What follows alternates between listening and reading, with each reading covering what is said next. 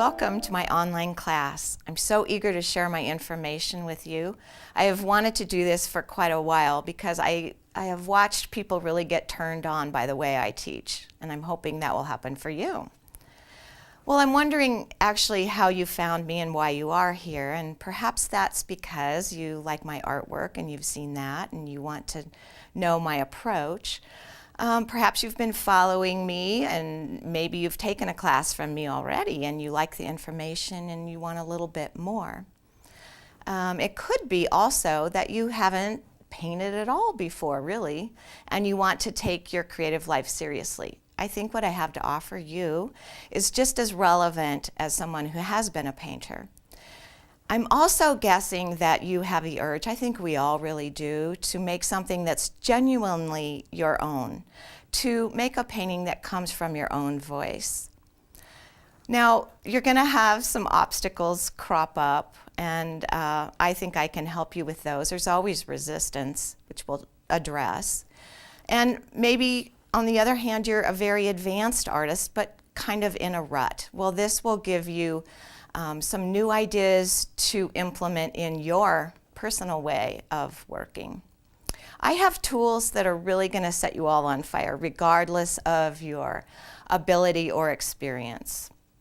Now, back to this notion of resistance.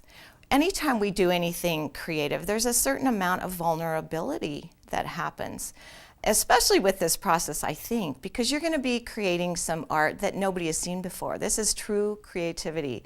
It's out of nothing something.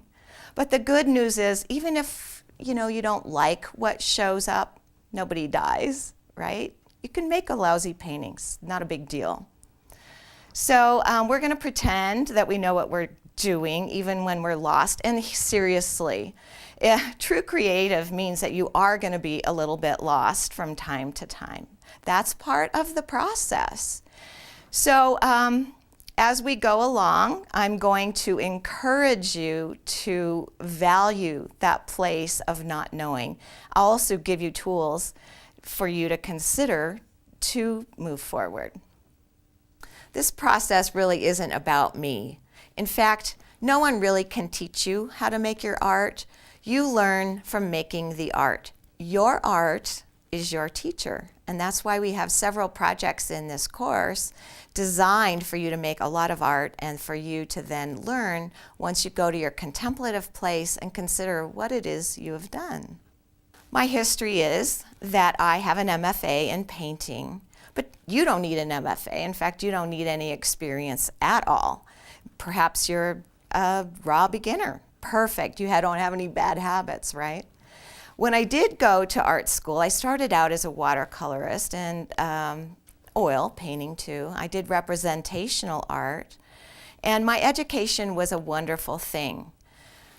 But now what has happened, even with that training, I have evolved. My journey has taken me to a place of more abstract work. I've lost interest in painting things. And part of it was just this realization that I enjoyed what was on my palette more than I liked what was going on in the canvas. So now I am connecting with the mystery of imagining new worlds and sometimes combining that imagined world with some real world aspects. I am enchanted and obsessed with the notion of creating something I haven't seen before, basically of surprising myself. Now here's a little bit about how I've designed this class. I've designed it to break you out of perhaps some negative patterns or maybe even a negative mindset. This is going to expand possibilities for you to be more creative. You might want to take this class because it's going to change other aspects of your life as well, because art and life are very similar. You can customize this class any way you want to your own specific needs. Now, how's it going to work? Well, I've got these little things I call bossy pants lessons, and I basically tell you what to do. These are on audio, and I've also given you a handout, a printed out form for you to look at. So you can do these at your own time and pace, and it will allow the left side of your brain, your egocentric mind, a little break, because you're going to do this with quickness and with true spontaneity. You'll have a collection of handouts in addition that have my art terms and some written assignments, and audio clips where I'm going to boss you around. Okay, why do I boss you? That's so you don't have to think. I'm going to give you a simple instruction, and that's so that you can do it your way without seeing how I do it. And this will allow you to create your very own composition. Why and how I boss you is I'm always thinking when I'm making a painting of yin and yang.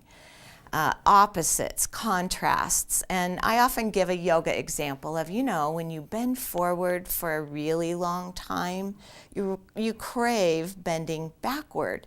It is this do it one way and then do it a different way.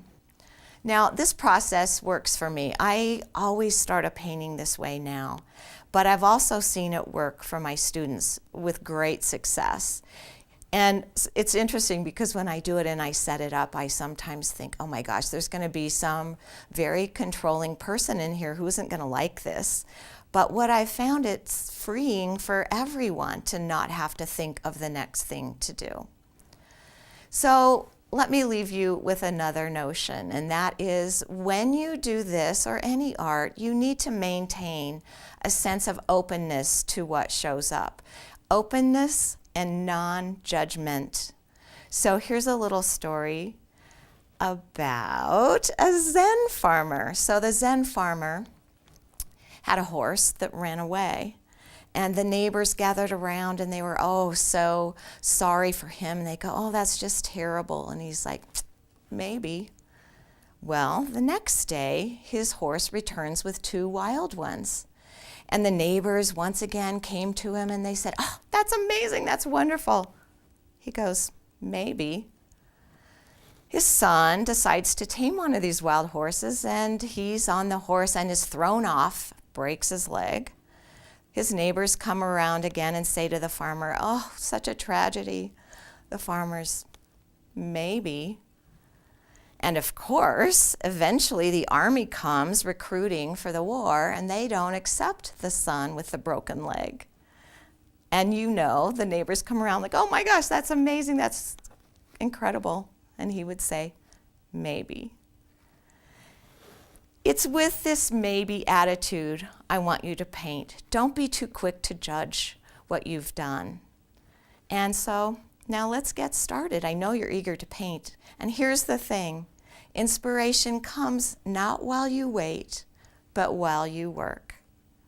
I can't wait to boss you.